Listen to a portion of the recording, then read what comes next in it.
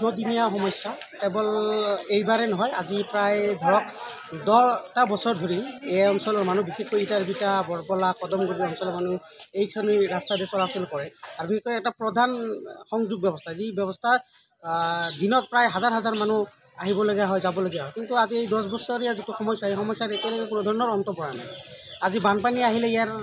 প্ৰধান সমস্যা হ'ল মানুহবিলাক গামোচা পিন্ধি আহিব লাগে গামোচা পিন্ধি আহি আকৌ গামোচা পিন্ধি ঘৰত যাব লগা হয় এই ধৰণৰ সমস্যাই দেখা দিছে আৰু বিগত কেইবা বছৰ ধৰি এই অঞ্চলৰ মানুহে কৈ আছে স্থানীয় বিধায়ক হওক বা পঞ্চায়তৰ প্ৰতিনিধি হওক বা বিভিন্ন ধৰণৰ যিবিলাক কৰ্তৃপক্ষ থাকে তেওঁলোকক কৈ আছে এনেকুৱা সমস্যা যাতে অন্তিম পৰ্যায় এটা আহে ইয়াৰে অঞ্চল মানুহ যাতে সুগম পথেৰে চলাচল কৰিব পাৰে এই ব্যৱস্থাৰ কাৰণে বহুতবাৰ আহ্বান কৰিছে এইবাৰো আজি আমাৰ বিধায়ক আমাৰ সৰুক্ষেত্ৰী সমষ্টিৰ বিধায়ক জাকিৰ হুছেইন চিকদাৰ ডাঙৰীয়াই আহিছিল আজি আহি পিনে পল্লা নদীৰ যিটো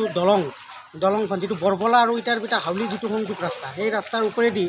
এই সমস্যাটোৰ মেইন দলংখনে পল্লা নদীৰ মানে এই বানপানীৰ সোঁতত বৈ লৈ গৈছে আৰু যাৰ কাৰণে বৰপলাৰ বৃহত্তৰ অঞ্চল মানুহে এই পাৰ আহিব পৰা নাই এটা ডাঙৰ সমস্যা এই সমস্যা আজি চাই গ'ল বিধায়ক মহোদয় আহি চাই গ'ল তো গতিকে মই অনুৰোধ জনাইছোঁ বিধায়ক মহোদয়ক বা আমাৰ বিধায়ক আমাৰ পঞ্চায়তে হওক বা বিভিন্ন আমাৰ জিলা পৰ্যায়ৰ কৰ্তৃপক্ষক মই অনুৰোধ জনাইছোঁ অতি সোনকালে যাতে এই পথটো চলাৰ কাৰণে বা দলংখন পুনৰবাৰ দিয়াৰ কাৰণে মই আহ্বান জনাইছোঁ ভালকৈ যাতে দিয়াৰ কাৰণে আহ্বান জনাইছোঁ আৰু এই বানপানীৰ যি সমস্যা এই সমস্যা যাতে বিগত মানে পৰ্যায়লৈকে মানে অহা দিনলৈকে যাতে সমস্যাটো সমাধান হয় তাৰ কাৰণে মই অনুৰোধ জনাইছোঁ আমাৰ ইতিমধ্যে RCC ব্ৰিজৰ কামৰ আৰম্ভণি হ'ব হয় আমি আধাৰহিলাও কৰিছোঁ অফিচিয়েল কিছু প্ৰচেছ থাকে হয় এইখিনি ইতিমধ্যে আৰম্ভ হৈছে তাৰ মাজতে নদীৰ বাঢ়নী পানীয়ে আগত থকা এখন কাঠৰ দলং হয় উঠাই লৈ গৈছে যাৰ কাৰণে মানুহৰ যাতায়াত অৱস্থা খুব বেয়া হৈছে ডিপাৰ্টমেণ্টৰ মানুহ আহিছিল আজি মই আহিলোঁ যাতায়াত ব্যৱস্থা এইকেইদিন কেনেকৈ কৰাব পাৰোঁ ফুটব্ৰিজ কৰিব পাৰোঁ নে নাৱেদি যাত্ৰা কৰাব পাৰোঁ মানুহক পাৰ কৰাব পাৰোঁ এইবিলাকৰ বিষয় লৈ অলপ সময় পিছত মই বহিম আৰু স্থানীয় ৰাইজৰ লগতো কথা পাতিলোঁ এই সময়ত ফুটব্ৰিজ কৰা সম্ভৱ নহয় নাৱৰ ব্যৱস্থা কৰিবলৈ ৰাইজৰো সহযোগিতা বিচাৰিলোঁ আৰু ইতিমধ্যে